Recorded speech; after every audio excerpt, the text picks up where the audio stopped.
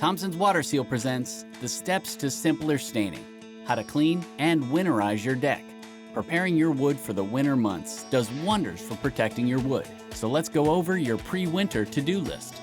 Store any deck furniture or decor that could trap moisture in a safe place for the winter. Remove dirt and buildup from the gaps between all your boards to give melting ice and snow plenty of draining space. Then go to work on cleaning the rest of your deck by using Thompson's heavy-duty deck cleaner. You'll need a stiff-bristled brush and a garden hose for rinsing. Follow the instructions on the packaging to clear the surface of dirt, mildew, algae, and other contaminants.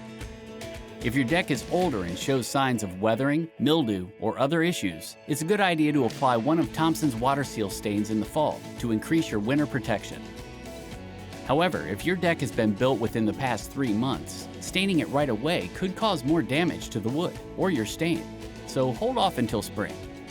Finally, you'll need to remove ice and snow from your deck throughout the winter to reduce moisture damage. Use a broom or leaf blower to keep from damaging the wood or peeling off stain. Thompson's WaterSeal has the tools and the tips to help your deck through the wet winter months. Click here for more steps to simpler staining.